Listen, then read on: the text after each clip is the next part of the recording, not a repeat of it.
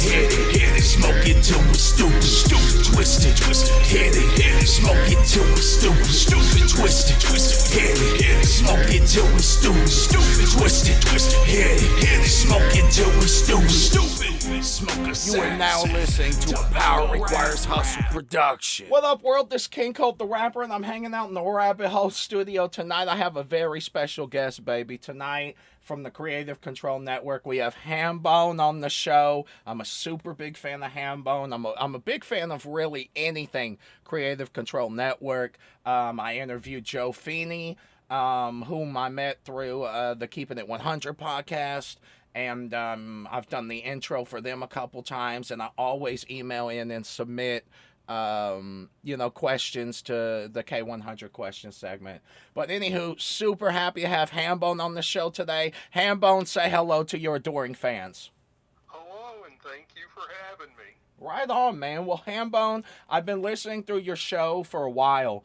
And I really, I was talking to Joe today, Joe Feeney, and I was like, man, Hambone just has a great story that is just like really, it's like an underdog story, real uplifting. And I know that you were in a car accident, if I'm not mistaken, or you had an accident that hurt you really bad. You want to explain all that to us? Yeah, sure. Back in September of 2016, I was driving to work. It was early in the morning, and I was turning at an intersection, and I got hit right in my driver's side door, and it ended up breaking my pelvis, breaking my femur, breaking vertebrae in my back, and it messed up like the nerves in my left hand, and it was a big mess, and I had a lot of surgery, and I couple of weeks in the hospital after that. I can imagine. Never been the same. Well, I mean, and this happened in what year? 2016. Okay, yeah, I don't know why I thought 2018. But okay, so it was in 2018 when you started doing the podcasting. Was that what it was? Yes, I had kind of played around a little bit with podcasting before that in 2017. When I started listening to like Keeping It 100 and the brand, but I got into it in 2018 when I started doing it on Joe Feeney's Creative Control Network. Yeah, see, I feel like we're like they're the grandfathers and we're like the little bastard children. Yes, Joe's network and what he's been able to do through Keeping It 100 and all his projects has really been able to help a lot of other people get a jump start into podcasting. Yeah, he's just an inspiring human being, and he doesn't mean to be, and that's what makes it cooler. You know, because the most inspiring people in the world actually don't want that kind of attention. There's a reason why Joe is kind of like in the corner when everything is happening. But over the last couple years, I have noticed that he's really stepped forward into this CEO suit, per se, just to be able to be real business savvy and straightforward with the way that he advertises you guys and gets you guys out there. And it's really cool, like how he grabs you guys different conglomerate companies to work through, or he'll find you an advertiser. It's really neat. Yes, it has been, and I've been thankful. The show's been growing, and just this year, I have my first sponsor that's actually renewed for a second month. Yeah, hey, that's Blue Chew, isn't it? Blue Chew, yeah. Yes. Hey, I'm only mentioning them once because they don't pay me yet. They only get one free one. They only get one, but I did see that you got them locked down as a sponsor. Dude, that's super awesome, because like all of the podcasts that we respect as podcasting fans definitely do cater to them. So that's super awesome, dude. I was geeked out when I heard that. I was like, oh, Hambone's got commercials and shit now. It's great, dude. Thank you. And Yeah. I said they renewed for February, so That's I was awesome. happy to get over what they call the one and done. Well, look, they need to make sure that they don't do you like that, because like you're like I said, you were the one of the, if not the rising star of Creative Control Network, man. You have just a real honest setup for your show. It's really not terribly catered to any kind of the drama and nonsense that a lot of podcasts do to get that shock appeal. You know. Thank you. That's what I've tried to do. I've just tried to kind of do my thing, and I've tried to be different because most of the podcasting that we listen to is probably mostly wrestling podcasting. And Oh I yeah. enjoy wrestling, but I wanted to just kind of do something different. That's why I've worked to get some of the different guests that I have been able to get, and try just kind of have like a more culture type, podcast and audience. Yeah, I mean, you definitely want to diversify your portfolio in all aspects of business. You definitely do. Yeah, definitely do. And I think that it's awesome. Like, I listened to one of your podcasts today, very briefly, and you were interviewing this lady. And I think she was a medical professional or something. And Yes, I've interviewed a couple of doctors. yeah, Recently. and dude, it was great. It was like, man, I need to really get out there and find some more interesting human beings to dig into there, because as far as like after 2020, literally everybody is hype and talking about medical fields and what's going on, and it's just outrageous. The news is making billions of dollars off of that shit. So I want some of that money too. Yes. I need to be cut in.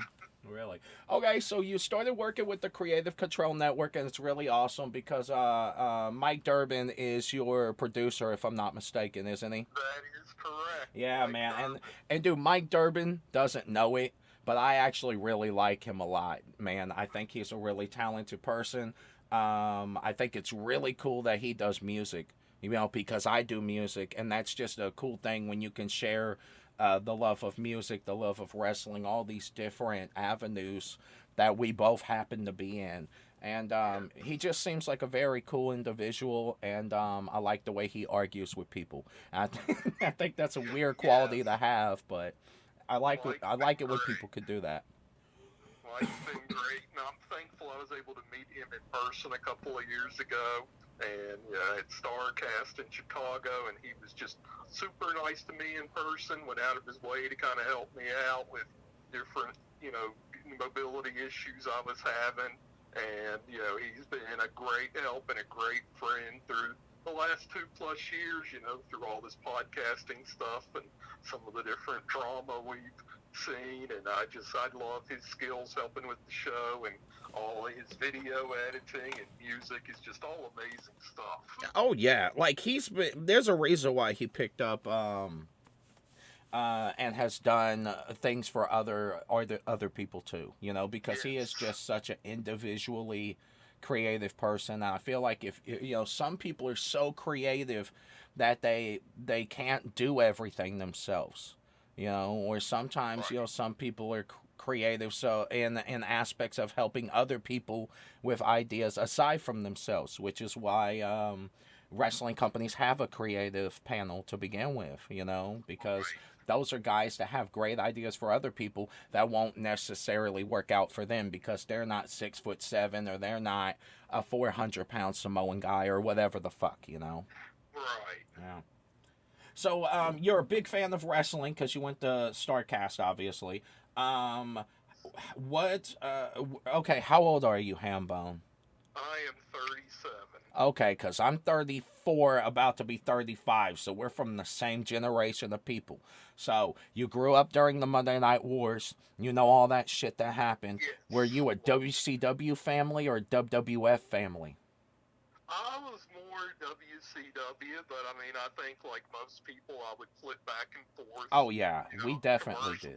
Yeah. To see what would happen next on each show. The crazy thing is that we had a satellite dish, so it would literally take like 2 minutes to get from like one show to the other, and my mom would control it. So literally we'd be watching fucking the NWO beat up somebody for the 100th time, which nothing against the NWO because I love that shit. Like the older I get, the more I like WCW. I don't know why, but like it was such a great product, and really even at its peak, it didn't get the exposure that it really deserved because of all the crazy shit that they were doing just to compete with WWF, you know? Yes.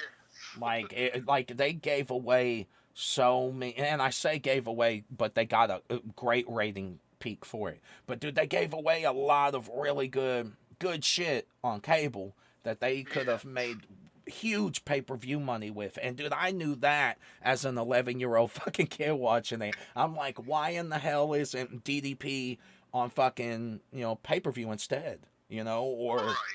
whoever. Even the Goldberg streaks, when they got deep into it, like, man, they could have really ran one of those every single pay-per-view, and just, and it could have Like been the a lot Hogan bigger. Goldberg. Yeah. When you went to Starcast, what made you go? Who was the wrestler that you were like, man, I gotta go and meet this person? Because there's always one that drags you out of the house. Oh, definitely. It was just WCW people, specifically like Lex Luger, and then Paul Nash and X-Pac were there. Yeah, and Sean I Waltman. just always wanted to meet them, and I like the fact that StarCast allowed you to have so many different wrestling personalities at one place. Yeah, To it's just meet great. them all at once. Yeah. You have never actually been a professional wrestler, have you? You're just a fan? I've always enjoyed it. Yeah. I mean, I've, just wrestled with friends. Okay, I stuff. wasn't sure if like you were broke Teenagers. into the business or something, because like I was in Yes, 2010, I and thought you were. yeah, and I mean I had a great time with it, and every once in a while I'll go back and wrestle just for the hell of it. But it's normally like cold matches, or it's like a rivalry that I just have for years and years and years. Somebody that they could put me in with that I know for a fact I'll click with real easy. Right. Or it's like a tag team thing where it's like there's 4 of us versus 4 other guys, and it's a real simple build up to make everything happen. It's Right. But pro wrestling, it was by far like one of the loves of my life. Between wrestling and music, I literally have no free time.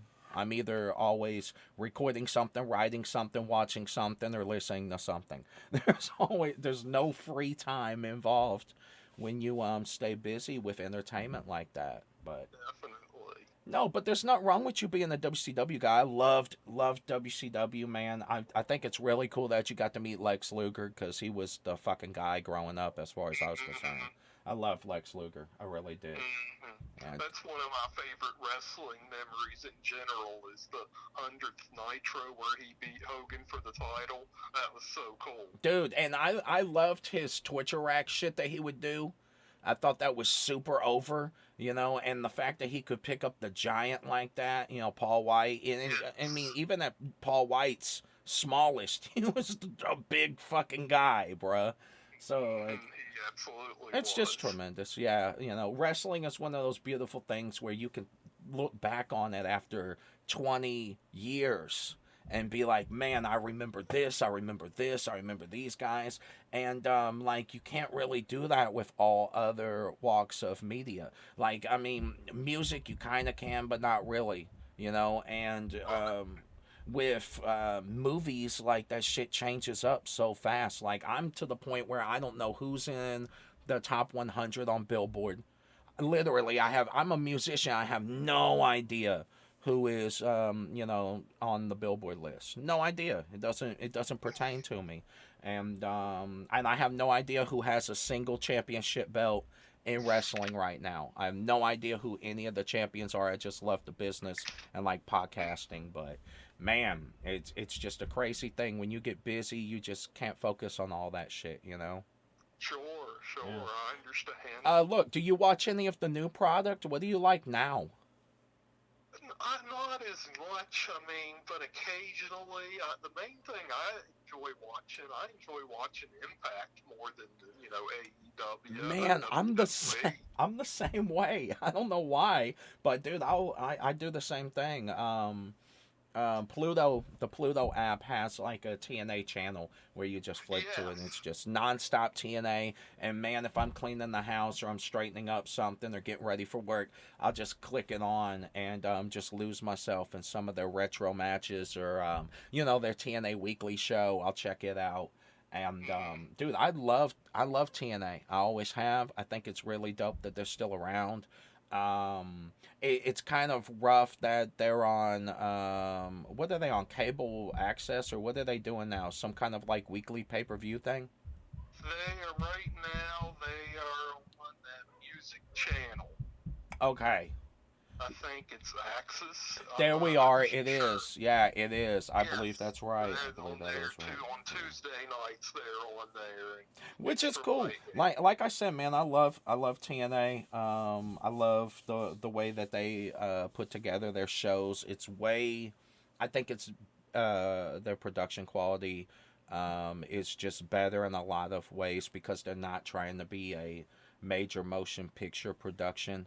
They're not going like I'll be honest with you. One of the things that really turned me off on WWE's new programming is like their schematic matches. Like I can't get into that shit at all.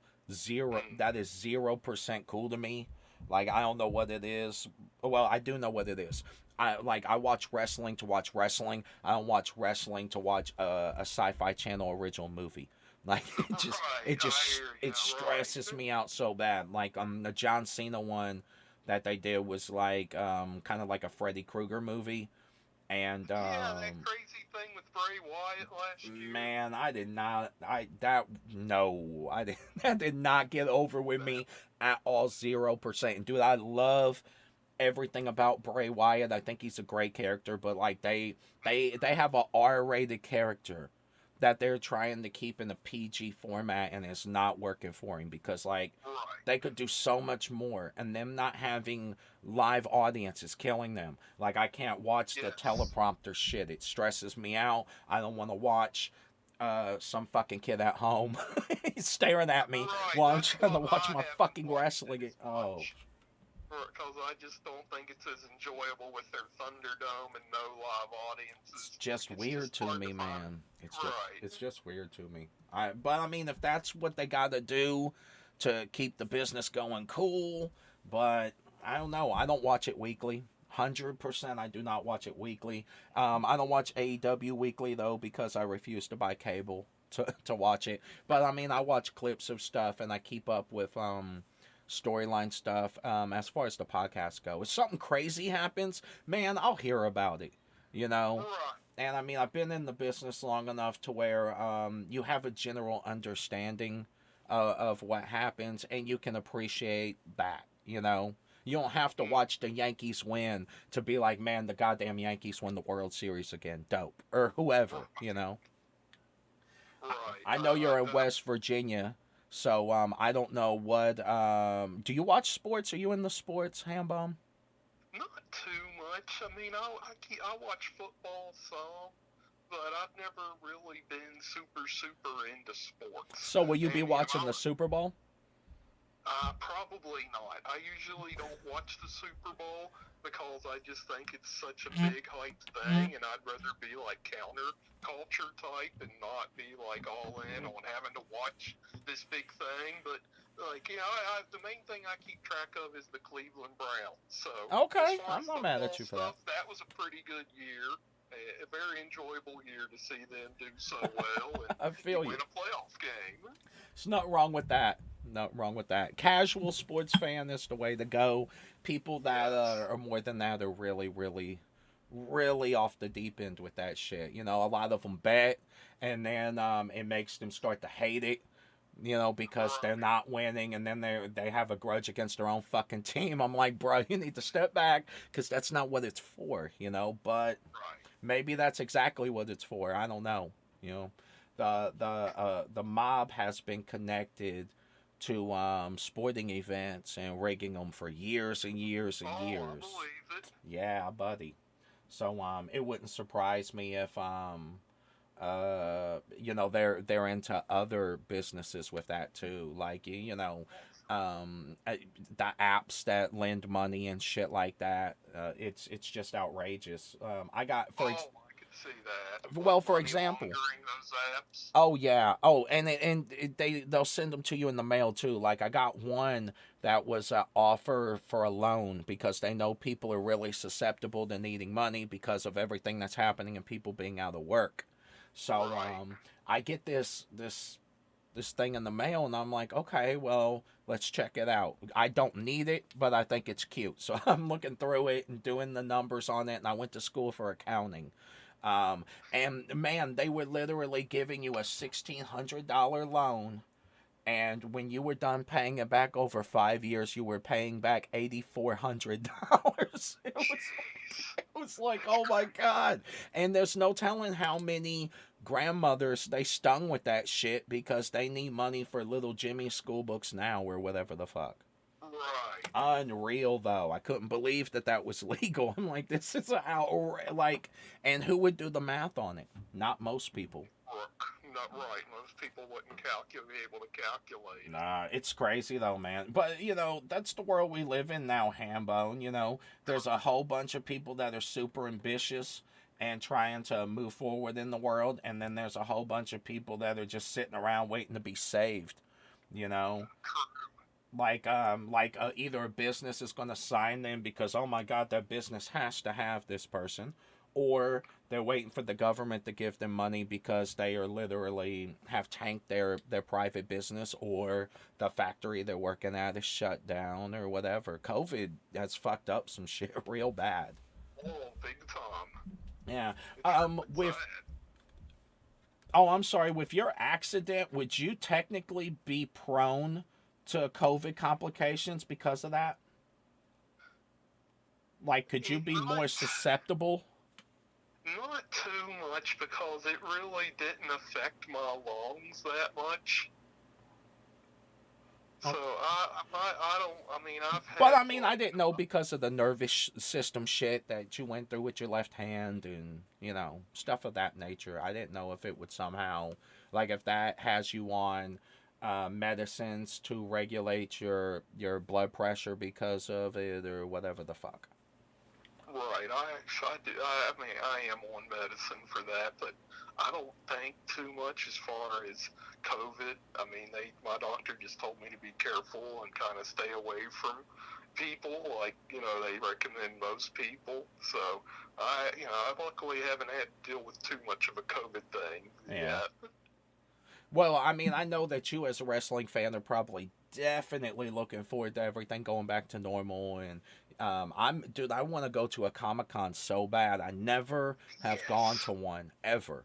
I've always been busy on tour, wrestling. I've always been doing something to where I could not get away for just a week and go and do something like that. But I wanna go to a Comic Con. I wanna go to the Gathering of the Juggalos. There's a lot of stuff I'm gonna knock off of my list if everything ever goes back to normal. Right. I haven't been. Starcast was kind of like a Comic Con type thing. I mean, with all of us people Oh yeah, signs and 100%. selling It's stuff. literally a Comic Con with no comics. Right, right. And I've been to one up near Pittsburgh a couple of times called the Steel City Comic Con, and that was super fun. So, I mean, I've been to one with the comics, but I would definitely like to do something like that again. If, like you said, things go back to normal. Man, I really hope they do, Hambone.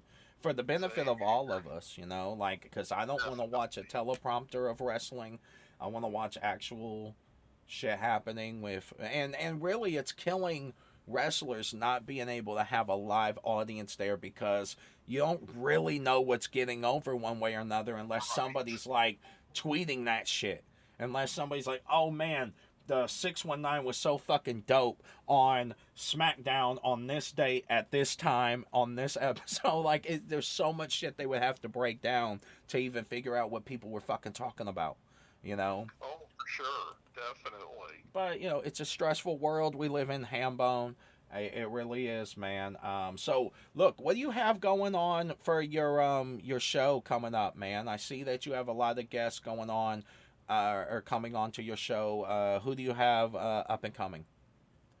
I have this week. I have I think a PhD student from Canada. Her name is Chasveen Pierre Paul. Her family's originally from Haiti, and that's why they have like the French name. And we talk about like language and like all these other different cool stuff, like academic type stuff. And then I have a couple of podcasters from Seattle, Jazz and Tay, next week, and then I have another podcast in 3 weeks that's going to be about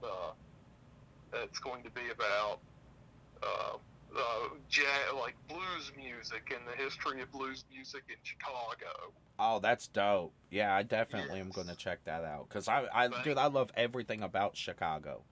Everything, Mm-hmm. everything about it, man. I went to Chicago to do some stuff for NBC, and man, they showed me around the city, and oh, bruh, I fell in love with that place. The culture in Chicago is like no other. It's beautiful. Cool. It really is. Mm-hmm. Yeah. Well, that's awesome, Hambone. It sounds like you got a lot going on. Do you want to plug where we can find you at, where you're available, all of your social medias, all of that? Yes, thank you. Yes, I am on Twitter at HB_presents and HB_show, and you can find my show, The Hambone Show, on iTunes, Google, Apple Podcast, and most other places that podcasts are found at. He's And everywhere, baby. He's everywhere. yep, we're trying to get everywhere, and you can hear Conan and Disco make a joke about me on keeping it 100. It You always know makes me what? laugh. It's great that you brought that up because literally they were talking over and over and over and over and every about you. Like literally, Joe. They would ask Joe what he's got going on. He would bring up Yes. that he's got you on his network, and they would kazoo the hell out of you because of the Hambone name. And I was just like, who's this? And dude, at first I was hot about it. I'm like, man, they're fucking trashing this kid. And then I dug into it and I'm like, nah, they're putting you over. Every time they Yes. mention you, they're putting you over, and that's tight. I wish they would talk some shit about me. Maybe, Yes. maybe they'll get to the point where they're like, no, that show is so fucking JoJo, we're never going on it, and then people will want to listen to my show. That'd be tight. Yes, that'd be cool. It'd be awesome to have them as guests on the show. It would be, Can't go man. wrong It there. would. I always liked Disco. I was a huge fan of his when I was in like middle school. Even into the TNA stuff. Glenn is people don't like him, and he gets over for that shit. And I just always thought that was cool, you know. Right, he's very smart out. He portrays himself to get heat and get over. You know what? We need to go to Sapphires one day. We need to fly out there, Hambone. We need to just go into Sapphires, make them pick us up in the limousine. You know what I'm saying? We go in the front door, give Disco his 4 or 5 compliments that he needs. You know what I'm saying? And Oh then yeah, we gotta that would remind be him that we fun. got it like that. You know, all that shit. Oh, definitely. That definitely would be fun to go see Vegas and meet Disco. We should just drop in on the bruh. It's King Cold and Hambone. You're gonna not hang out with us? Like we flew across the country to see you, fuckhead. You better hang out with us. You know what I'm saying? But all right, Hambone, it was great having you on the show, man. I definitely want to have you back for season 3. We're going to start filming that later in the year. It was amazing having you on. Like I told Joe, I think that you have a great story. I think it's like a perfect underdog coming back from a horrible injury story. And, you know, if you think about it, Kanye West had a similar situation. Ric Flair had a similar situation. And all these guys that have just literally had their bodies broken came back from the ashes like a phoenix and grew into this iconic entity within not only just social media but in popular culture. And I honestly feel like you're on your way to that, Hambone. Really, you Oh, are. thanks so much. I really appreciate the compliment, and I really appreciate you inviting me on here today. No doubt, man. Well, thank you for being on. We'll talk to you again. If you need anything, you have my number. Just holler at me, okay? All right, thank you very much. All right, thank you, my brother. All right, take care. All right, world, well, there you are. Another great episode. A great episode of Power Plays. And you know what, man? Special shout out to Joe Feeney for hooking me up with Hambone and getting me the connection to get him on the show. I really do appreciate him for that. Good friend of the show. Great friend of the show. And basically, I'm King Kold the Rapper. You can follow me on Twitter at The Real King Kold. You can follow me on Instagram at The Real King Kold. You can find our podcasts on our Power Requires Hustle YouTube channel. And you can find all of my music on Spotify, YouTube, Xbox Live. Search me. I'm everywhere. Search King Kold. I pop up, baby. No doubt. Twist it, hit it, smoke it till we're stupid, twist it, hit it, smoke it till we're stupid, twist it, hit it, smoke it till we're stupid, twist it, hit it, smoke it till we're stupid, smoke a You are now listening to a Power Requires Hustle production.